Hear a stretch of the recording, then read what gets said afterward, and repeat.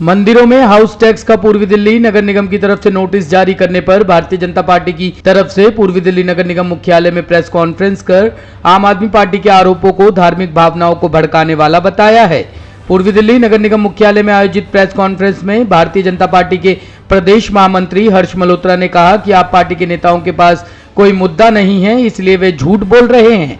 उनके नेता धार्मिक भावनाओं को भड़काने और निगम के ऊपर बेबुनियाद आरोप लगाने का काम कर रहे हैं। हर्ष मल्होत्रा ने कहा कि केजरीवाल सरकार दिल्ली के सार्वजनिक धार्मिक स्थलों पर हजारों और लाखों के बिल भेज रही है, लेकिन उन जगहों पर बिजली पानी फ्री करने की जगह आम आदमी पार्टी के नेता नगर निगम को बदनाम करने का काम कर रहे हैं। प्रेस कॉन्फ्रेंस में मेयर श्याम सुंदर अग्रवाल ने कहा कि नगर निगम अधिनियम के तहत धारा 115 में स्पष्ट तौर पर कहती है कि किसी भी धार्मिक पूजा स्थल पर संपत्ति कर नहीं लगाया जाता, इसलिए निगम धार्मिक स्थलों पर नहीं पहले कोई संपत्ति कर लेता था और ना ही आगे कोई टैक्स लेने का प्रावधान है। जिस कर्मचारी ने बिना निगम की अनुमति के पत्र जारी किया था उसे कारण बताओ नोटिस जारी किया गया है और मामले की विस्तृत जांच की जा रही है। आखिर इस मामले में किन लोगों का हाथ है जो भाजपा और निगम को बदनाम करने की साजिश रच रहे हैं। इस मौके पर प्रदेश मीडिया प्रमुख नवीन कुमार जिंदल, स्थायी समिति के अध्यक्ष वीर सिंह पवार और नेता सदन सतपाल सिंह मौजूद थे।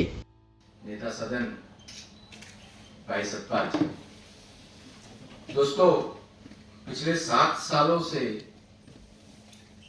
दिल्ली में जो सरकार है बहुत से झूठे वादे करके दिल्ली की जनता को बरगलाकर सत्ता में आए।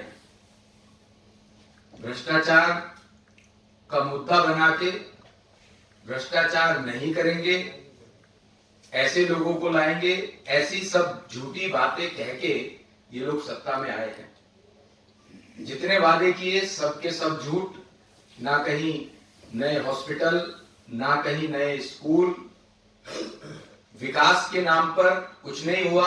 यहां तक कि जो सड़कें बनाना बहुत मामूली काम है, मेन बड़ी रोड्स, वो भी आज इतनी टूटी फूटी हैं जिसका कोई हद नहीं है।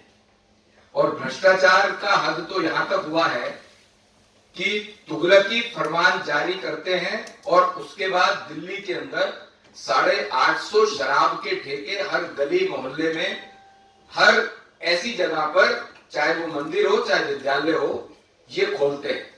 अब इनके पास जनता के पास जाने के लिए कुछ नहीं बचा कि जनता के पास जाकर के क्या कहें।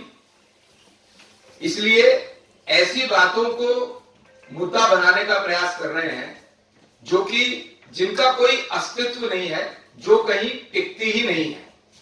चाहे उसमें धार्मिक भावनाओं को भड़काने का काम भी इन्होंने प्रारंभ किया है। कल एक आम आदमी पार्टी के नेता ने प्रेस वार्ता में कहा धार्मिक स्थलों पर हाउस टैक्स लगा रही। मैं बड़े स्पष्ट तौर पर यह कहना चाहता हूं कि नगर निगम का जो एक्ट है उसकी धारा 115 कैटेगरिकली कहती है, मैं आपको पढ़ के भी बताता हूं, स्पष्ट तौर पे कहती है धारा 115 उसका सबसेक्शन 1 का सबसेक्शन 3, मैं पढ़ के बताता हूं आपको, इंग्लिश में भी और हिंदी में भी। Exemption of vacant lands and buildings from property tax, ये 115 का शीर्षक है। और उसका सबसेक्शन 1 का part 3, vacant lands and buildings और पोर्शंस देयरऑफ एक्सक्लूसिवली भी करना चाहता हूं। खाली भूमि और भवनों को संपत्ति कर से छूट, उसका जो तीसरा पार्ट है उसमें छूट में खाली भूमि या भवन या उसका कोई भाग जो सार्वजनिक पूजा के उद्देश्य के लिए प्रयुक्त होता हो, मतलब मंदिर, मस्जिद, गुरुद्वारे, चर्च या किसी और धर्म का कोई धार्मिक स्थान जहां पर पूजा होती है, ऐसे स्थान पर हमारा एक्ट बोलता है, डीएनसी एक्ट बोलता है कि ना पहले कभी उस पर हाउस टैक्स लिया गया है, ना लिया जा रहा है, ना लिया जाएगा। तो ये बात बिल्कुल स्पष्ट है। सिर्फ किसी षड्यंत्र के नाते इन्होंने, आम आदमी पार्टी के नेताओं ने षड्यंत्र कर ये कहने का प्रयास कर रहे हैं कि, और पूर्वी दिल्ली नगर निगम धार्मिक स्थलों पर टैक्स लेगी। और ऐसा भी सुनने में आया कि कुछ नेता उनके कह रहे थे कि हाउस ने भी पास किया है। झूठ बोलने से पहले उनको सोचना चाहिए और फैक्ट्स या डॉक्यूमेंट्स हाथ में होने चाहिए। ऐसी कोई बात होती तो आप सब लोग भी कवर करते हैं।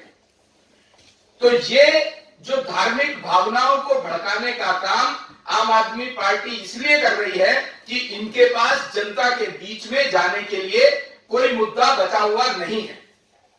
मैं इनसे पूछना चाहता हूं, आप वोट बैंक के लिए तो 200 यूनिट बिजली की फ्री करते हैं, पानी भी फ्री करने की बात करते हैं।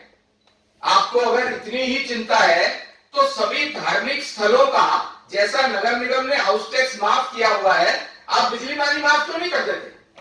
मेरी टॉप स्टोरी ब्यूरो के लिए दिल्ली से रवि डालमिया की रिपोर्ट।